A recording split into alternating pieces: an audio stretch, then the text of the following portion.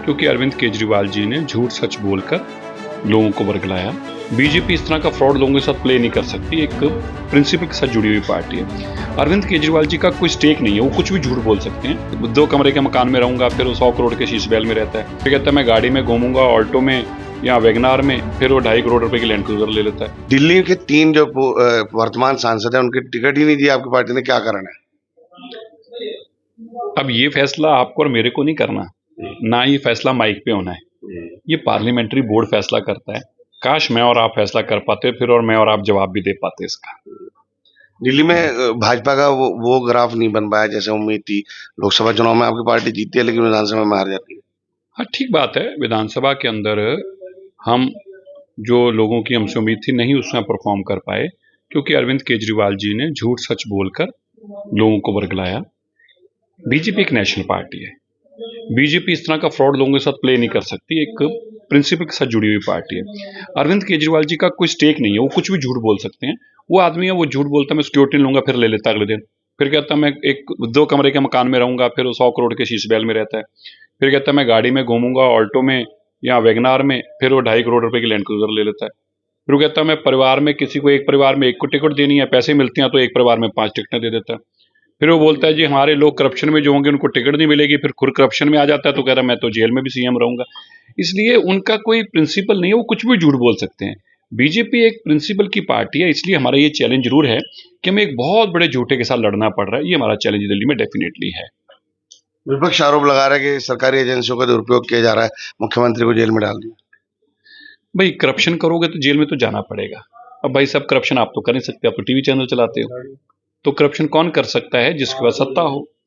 शराब घोटाला क्यों किया, इसका जवाब आम आदमी पार्टी नहीं देती। 5% कमीशन से 12% कमीशन क्यों बढ़ाई, इसका जवाब नहीं देती। अचानक से अरविंद केजरीवाल जी के दोस्तों को कैसे काम मिल गया शराब का, ये जवाब नहीं देते। दिल्ली की सरकार को 2000 करोड़ से ज्यादा नुकसान हो गया और अरविंद केजरीवाल जी के दोस्तों को 2000 करोड़ से ज्यादा फायदा हो गया, उसका जवाब नहीं देते। इसलिए शराब के घोटाला करोगे, स्कूल घोटाला करोगे, बस घोटाला करोगे, बिजली घोटाला करोगे, जल घोटाला करोगे और फिर कहोगे मैं सीएम हूं इसलिए मैं जेल नहीं जाऊंगा। भाई सभी कोर्टों में तो जाए, किसी कोर्ट ने तुम्हारी सुनवाई नहीं की। क्यों नहीं की? क्योंकि तुम्हारे खिलाफ सबूत है। उत्तर प्रदेश का चुनाव हो रहा है, यहाँ पर इमरान मसूद लड़ रहे हैं सहारनपुर से। वो कह रहे हैं हमें डर लगता है ये हमारा इलाज कर देंगे।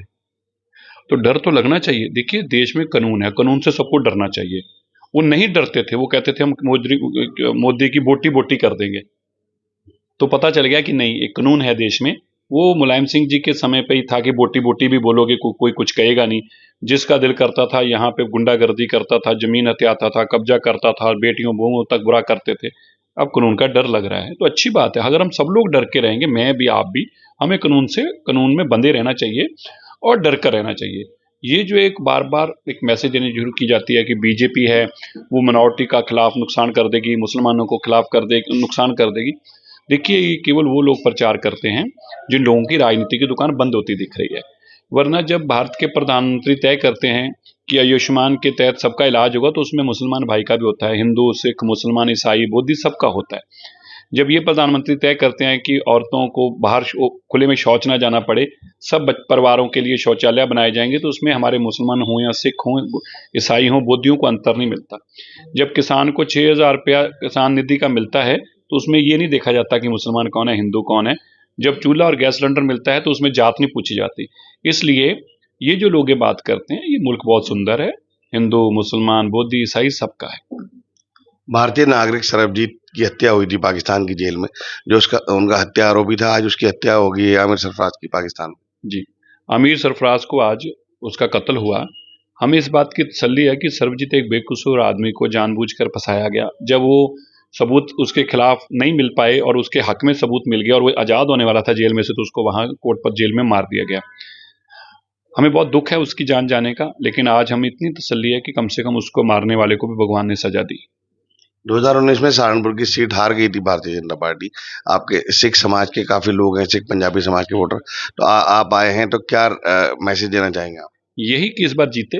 पिछली बार हार गई थी, वो गलत हुआ, उसका हमें नुकसान हुआ। और मैं विधानसभा में जब आया था तो सिखों ने रियलाइज किया कि ये जो इसकी हार हुई है, हमने तो वोटें डाली लेकिन हारे इसलिए क्योंकि मायावती जी का और मुलायम सिंह जी का तब अलायंस हो गया था और लोगों ने सोचा कि शायद देश में इनकी सरकार भी बन पाएगी, तो लोगों ने गलती कर ली। लेकिन अब लोगों को एहसास हुआ कि मोदी जी ने जिस तरीके से देश को आगे लेके गए हैं, हमें मोदी जी का साथ देना चाहिए। तो ये थे भारतीय जनता पार्टी के राष्ट्रीय सचिव सिरसा जी, कह रहे हैं कि हमें मोदी जी की बात पर विश्वास करके उनका साथ देना चाहिए। श्रेष्ठ यूपी के लिए सहारनपुर से सैयद मशकूर। उत्तर प्रदेश की हर खबर से अपडेट रहने के लिए श्रेष्ठ यूपी को करें सब्सक्राइब, बेल आइकन दबाएं और देखते रहें श्रेष्ठ यूपी।